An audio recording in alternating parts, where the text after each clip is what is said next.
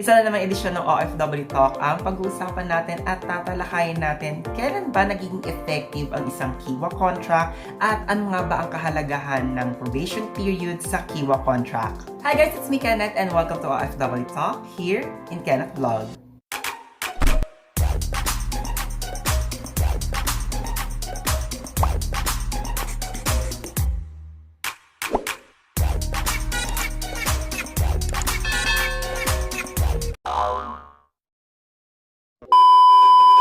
Pagdating sa usaping Kiwa contract, madami pa rin po tayong concern na gusto nating malaman regarding sa effectivity ng Kiwa contract, especially during negotiation, before and after acceptance ng Kiwa contract. During our transaction stage kay new employer at kung nakapasa na tayo sa job interview at binigyan na nila tayo ng job offer or binigyan na tayo direct ng Kiwa contract at pag ito ay inapprove natin, hindi pa po ibig sabihin na fully committed na tayo kay new employer.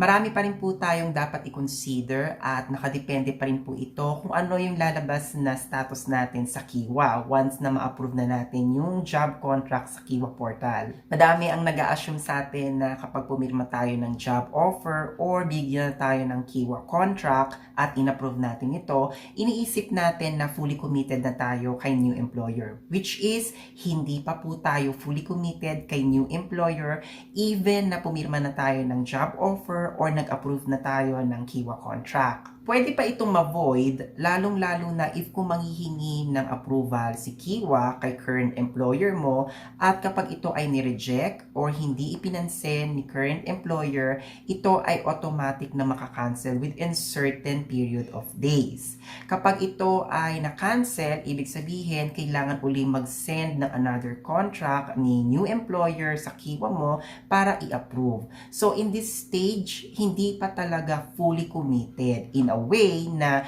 nasa processing stage ka pa rin kasi. Kapag hindi nag-move forward ang processing nyo sa Kiwa, let's say, hindi in-approve ni current employer or na-auto-cancel yung Kiwa contract ninyo, lahat ng transaction nyo kay new employer, mababaliwala yon. Not unless na lang na mag-move forward kayo sa processing ng change of sponsorship, then that's the time pa lang na mag-i-start ng effectivity ang Kiwa contract mo. Kapag dumating sa punto na nag-move forward na ang processing stage mo kay new employer at napalitan ng sponsorship mo sa AbShare, dapat nasa poder ka na ni new employer dahil dito na nagsisimula ang day 1 ng Kiwa contract mo. Kapag effective na ang Kiwa contract mo at nasa poder ka na ni new employer, kailangan mag-focus ka sa 90 days probation period na meron ka ayon sa Kiwa contract mo. Dahil madami pa rin sa inyo ang may karagdagang concern after makalipat kay new employer.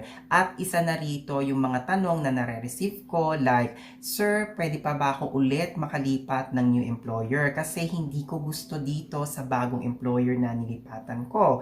And may another type of questions then like, Sir, may penalty charges ba ako na babayaran sa new employer na nilipatan ko kasi nagbabalak ulit ako lumipat ng new employer ulit. Dahil dito napapasok ang kahalagahan ng 90 days probation period, lalong-lalo na sa katanungang pwede pa bang makalipat ng panibagong new employer if kung kakalipat lang ng new employer. Ang sagot po doon is yes, pwedeng-pwede po. Dahil meron kang effective Kiwa contract kay new employer at naka-under ka sa 90 days probation period, nakasaad po dito na both parties, employer and the employee, can do the termination of the 90 days probation period with valid reasons. Kapag naka-under ka sa 90 days probation period sa new employer mo, pakatutukan mo ang structured ng new employer na pinasukan mo. Dito mo kasi malalaman kung maganda ba yung nalipatan mong company or hindi.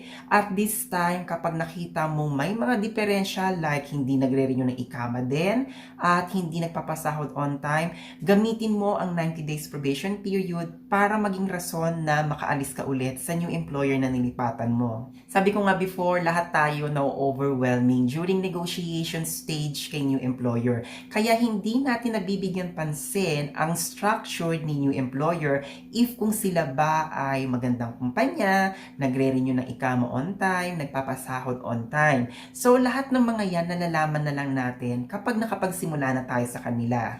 Kaya po i-take advantage natin ang 90 days probation period para i-evaluate si new employer na nilipatan natin. Kapag dumating sa punto na ito-terminate mo ang 90 days probation period mo kay new employer in whatever grounds or reasons na meron ka, i-expect po natin na meron tayong penalty charges na babayaran sa kanila. Kadalasan, ang penalty charges na babayaran natin kay new employer ay ang sumusunod. Una, transfer sponsorship fee. Ito yung 2,300 reals na binayaran ni new employer para ma-transfer ang sponsorship mo kay old employer to new employer.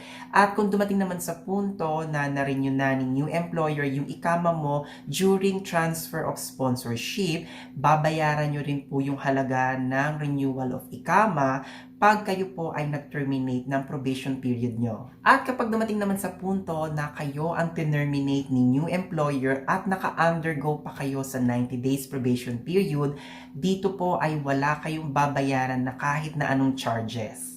Kaya napakahalaga sa ating mga OFW na basahing maigi ang Kiwa contract, hindi lang ang 90 days probation article, kung hindi yung pinakakabuuan ng Kiwa contract natin. Dahil ito po ang magiging batayan natin for the rest of our employment sa new employer natin.